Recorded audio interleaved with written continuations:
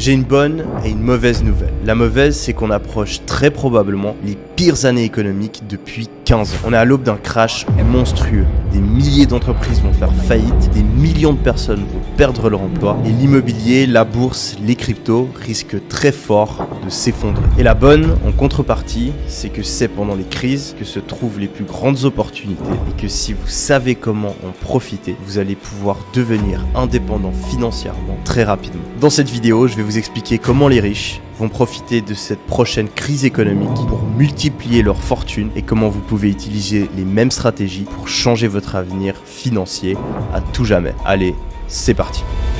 Les présidents, les économistes, les journaux, la télévision et même les youtubeurs sont tous en train d'annoncer la prochaine récession. 8% d'inflation, le pire début d'année en bourse depuis 50 ans et un ralentissement économique majeur. Tout va mal, mais la vraie question c'est comment est-ce qu'on en est arrivé là? Pour mieux comprendre, je vais mettre ma casquette d'étudiant. Et ouais, j'ai passé plusieurs années à étudier la macroéconomie et la finance à HEC et Harvard. Et on va voir ensemble rapidement le fonctionnement de la machine économique pour que vous puissiez comprendre pourquoi elle est si mal en plan. Depuis plusieurs centaines d'années, l'économie connaît une croissance constante qui est calée sur l'évolution de la productivité. Cette croissance de la productivité, elle s'explique de par le fait que les entreprises inventent de nouvelles technologies, optimisent leur façon de travailler et développent de nouveaux produits. Et tout ça, ça permet en moyenne à tout le monde d'être 3 à 4% plus riche par an. Sauf que cette évolution, elle n'est pas linéaire, elle progresse pas exactement toutes les années de la même manière. Des fois, l'économie va s'emballer, les gens vont s'endetter et dépenser toujours plus, et les entreprises vont elles aussi faire des prêts afin de pouvoir investir et répondre à cette demande croissante. À l'inverse, des fois les gens vont avoir peur et vont arrêter de dépenser et les entreprises vont être plus frileuses et arrêter d'investir, ce qui va faire ralentir voire même stopper la croissance. Et ça peut être très problématique car si on fait rien, l'économie peut littéralement s'arrêter pendant plusieurs années. Du coup, afin d'éviter que l'économie surchauffe ou s'arrête de fonctionner, l'État a un moyen d'intervenir. Ce moyen, c'est la banque centrale. La banque centrale, c'est la banque des banques. Elle est responsable d'une monnaie, elle va pouvoir contrôler sa production, l'imprimer et pouvoir la prêter à des banques commerciales, à des banques suisses stylées telles que l'UBS et le Crédit Suisse ou à des banques un petit peu moins bonnes telles que le Crédit Lyonnais ou le Crédit Agricole. Du coup, quand l'économie va trop vite, afin d'éviter qu'il y ait des bulles qui se créent, la banque centrale va augmenter les taux d'intérêt auxquels elle prête l'argent aux banques commerciales. L'argent va coûter plus cher à ces banques commerciales qui par la suite vont elles aussi augmenter les taux d'intérêt qu'elles vont proposer aux personnes qui veulent faire des crédits ou aux entreprises qui veulent investir. Résultat, ça coûte plus cher d'emprunter, les gens empruntent moins et dépensent moins, les entreprises investissent moins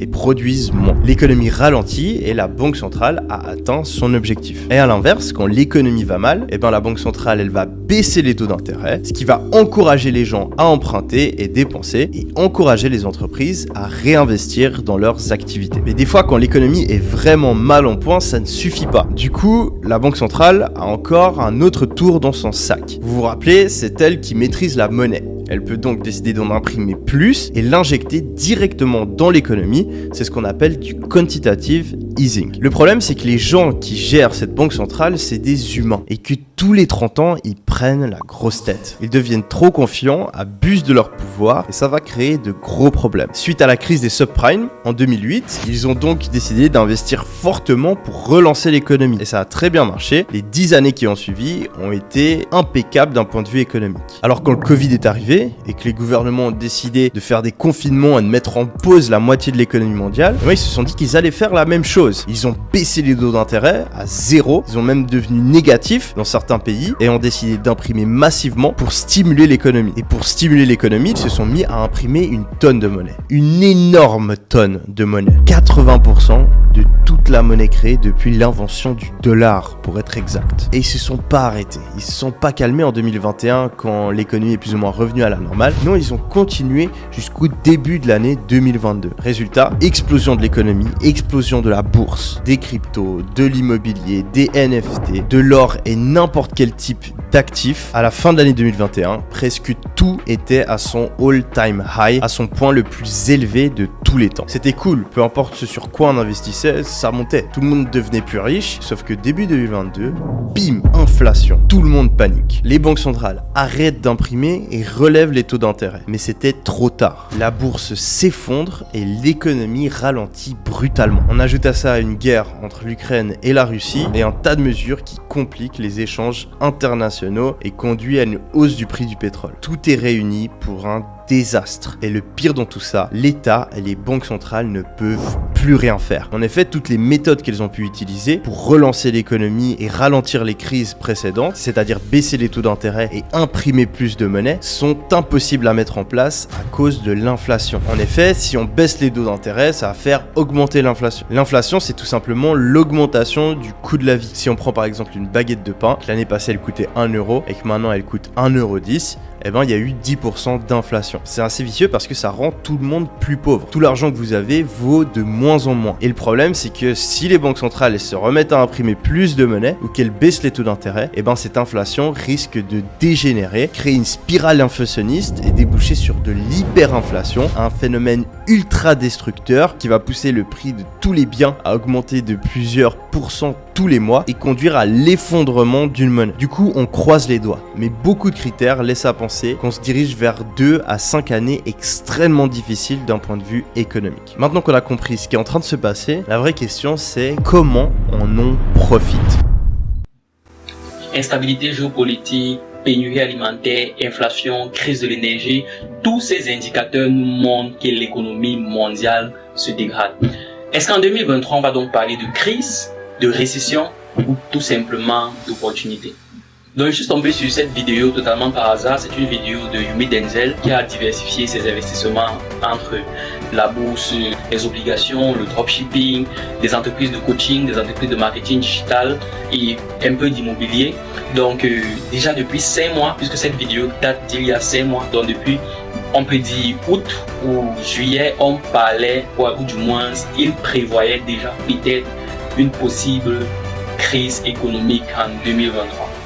L'Europe a atteint un pic ces derniers temps, elle est au point le plus haut de l'inflation de toute son histoire depuis près de 25 ans. Pour faire face à l'inflation, la Banque centrale européenne a augmenté ses taux d'intérêt à 0,5% dans un premier temps, mais voyant que cela ne corrigeait pas toujours l'inflation, elle a encore augmenté ses taux d'intérêt de 0,75% lors des précédents mois. Et voyant que ça ne corrigeait pas toujours l'inflation, elle prévoit augmenter ses taux d'intérêt à 0,2% en 2023. Alors la banque centrale c'est quoi? Pour ceux qui ne connaissent pas la banque centrale, en fait la banque centrale c'est la banque des banques comme l'a dit Yumi Denzel tout à l'heure. En réalité la banque centrale c'est elle qui produit de la monnaie fiduciaire, c'est elle qui produit en réalité la monnaie qu'on utilise. Par exemple que ce soit le franc CFA, l'euro, le dollar, la monnaie physique, c'est la banque centrale qui produit cette monnaie.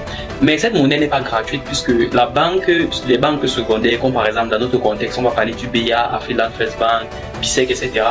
Toutes ces banques en fait prêtent de la monnaie physique à la banque centrale en fonction de la dette que les utilisateurs, les entreprises, les entrepreneurs et même l'État leur soumettent.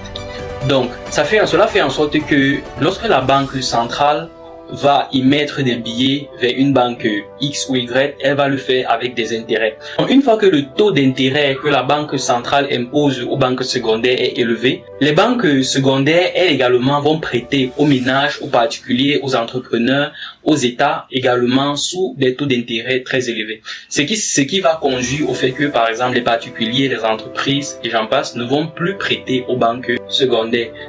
Et lorsqu'il n'y a plus de prêts vers les banques, forcément il y a des projets qui s'arrêtent, il y a des financements qui ne peuvent plus être possibles, il y a des entreprises qui vivent par exemple sous des dettes et qui comptaient emprunter à des banques pour pouvoir faire des profits plus tard, qui ne vont plus pouvoir le faire et tout simplement l'économie ralentit. Lorsque l'économie ralentit, qu'est-ce qui se passe? En fait l'argent devient rare et puisque l'argent devient rare, l'argent devient également cher. Cela signifie tout simplement que celui qui possède de l'argent possède une richesse à ce moment-là et tout simplement son pouvoir d'achat augmente. Donc en faisant ralentir l'économie, ce qu'on appelle généralement une récession qui se définit tout simplement par un ralentissement de l'économie, les banques centrales ont pour espoir tout simplement de rendre l'argent plus coûteux, ce qui va par exemple permettre d'augmenter le pouvoir d'achat et tout simplement cela va pouvoir permettre de faire face à l'inflation. Mais cela n'est pas uniquement le cas en Europe, puisque si on regarde cet article qu'on va regarder tout à l'heure, la Banque mondiale également depuis septembre 2022 prévoyait déjà une possible crise financière ou du moins une possible récession en 2023. Regardons cet article. Donc selon cet article qui dit Washington 15 septembre 2022, selon une nouvelle étude approfondie de la Banque mondiale, la hausse générale et simultanée des taux directeurs en présence, généralement les taux directeurs en réalité ce sont les taux auxquels les banques centrales prêtent de l'argent aux banques secondaires, en réponse à l'inflation, accentue le spectre d'une récession mondiale en 2023. Donc cet article date de septembre 2022 et menace les économies de marchés émergents et en développement de crises financières qui engendreraient des dommages durables. Parce que ce qu'il faut peut-être noter, c'est que si cette stratégie de la Banque centrale ne marche pas, cela va entraîner une double perte dans la mesure où il y aura toujours inflation et le pouvoir, ou du moins l'argent qui sera rare, ne va plus beaucoup circuler. Donc, à la fois, on n'aura plus assez d'argent pour, par exemple, s'acheter du pain ou peut-être des vivres, et à la fois, ces vivres coûteront cher. Donc, c'est une épée, si on peut dire, à double tranchant qui va faire en sorte que, si cela ne fonctionne pas, ce serait vraiment une grosse crise en fait qui se prépare en réalité. Selon la Banque mondiale, les banques centrales du monde entier ont augmenté les taux d'intérêt cette année avec un degré de synchronisation jamais observé au cours des 5 dernières décennies. Et selon les conclusions de l'étude, ce mouvement devrait se produire l'an prochain. Pourtant, la trajectoire actuellement attendue des hausses de taux d'intérêt et d'autres décisions politiques pourrait ne pas suffire à ramener l'inflation mondiale au niveau antérieur à la pandémie. Parce qu'il faut comprendre que après la pandémie du Covid 2019-2020, les banques centrales ont prêté à des intérêts quasiment nuls. Donc cela signifie que à ce moment, ils produisaient beaucoup de billets, il y avait beaucoup de dettes, les gens dépensaient plus, les gens achetaient plus, les gens s'endettaient encore plus pour pouvoir réinvestir et gagner encore plus d'argent. En fait, l'économie était à son top en fait. Puisque après la pause économique qu'il y a eu en 2020, en réalité, les banques centrales ont produit davantage de billets pour relancer l'économie, ce qui a très bien marché. Mais une fois que la banque centrale produit trop de billets, il y a possibilité d'inflation. Pourquoi? Parce que un bien qui coûtait par exemple 1000 francs CFA ou bien $1, désormais avec le pouvoir d'achat qui aura augmenté, en fait, des gens vont pouvoir se procurer ce bien de façon beaucoup plus facilement.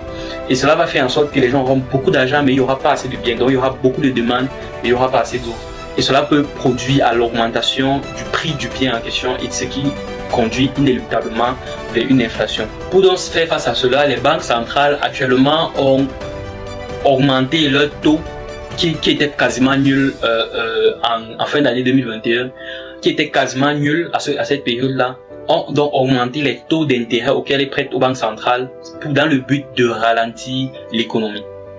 Donc, voici les prévisions de la Banque mondiale pour 2023. Les investisseurs s'attendent à ce que les banques centrales relèvent les taux d'intérêt mondiaux à près de 4% jusqu'en 2023, soit une augmentation de plus de 2 points de pourcentage par rapport à leur moyenne en 2021. Toujours selon l'étude, si les perturbations de l'offre et les pressions sur les marchés du travail ne s'atténuent pas, ces hausses de taux d'intérêt pourraient porter l'inflation mondiale sous-jacente hors énergie à environ 5% en 2023, c'est-à-dire près du double de la moyenne sur les 5 ans précédant la pandémie. Donc en fait, si ces stratégies ne marchent pas, les taux d'intérêt augmenteront encore peut-être jusqu'à 5% et là nous serons vraiment dans la crise. Donc le but aussi, c'est de se demander, est-ce qu'on va parler de crise ou est-ce qu'on va parler d'opportunité? En tout cas, moi, ce que je retiens de cette vidéo, c'est que probablement on se dirige potentiellement vers une crise et je me dis, à ce moment, c'est peut-être en fait l'opportunité que plusieurs attendaient, par exemple, pour pouvoir faire décoller leur business, leur entreprise, etc. Si peut-être ils trouvent la bonne idée, etc. Donc, en tout cas, moi, ce que je retiens de la vidéo, ce que je retiens de tout ça, c'est que puisque la vidéo continue, etc. Donc, c'est le moment en fait de lancer, par exemple, de lancer un business, par exemple, des business en ligne, etc. Et voilà, bref, de lancer un business qui te rapporte de l'argent chaque jour, en fait. Du coup, je vous invite à partager en commentaire les méthodes, ou alors les moyens, ou tout simplement les stratégies que vous pensez si jamais la crise se produit déjà. Par exemple, au Cameroun, le coût de l'électricité et certains biens a déjà commencé à augmenter. Et voilà, peut-être ce sont des signes avant-coureurs de ce qui se prépare. Je ne sais pas, donc je n'en dis pas plus. Donc je me dis, si vous pensez qu'il y a une possible potentielle crise qui se prépare, ou bien si vous pensez que nous sommes même déjà à l'intérieur d'une crise, alors quelles sont les stratégies, vous pensez, quels sont les business, ou du moins, quel est le type de monnaie peut-être qu'on doit venir utiliser, peut-être crypto-monnaie ou pas, est-ce que voilà, on devrait plus faire des transactions à la banque, prêter, etc. Quelles sont les stratégies que vous pensez qui peuvent être mises en place pour se prévenir de cela?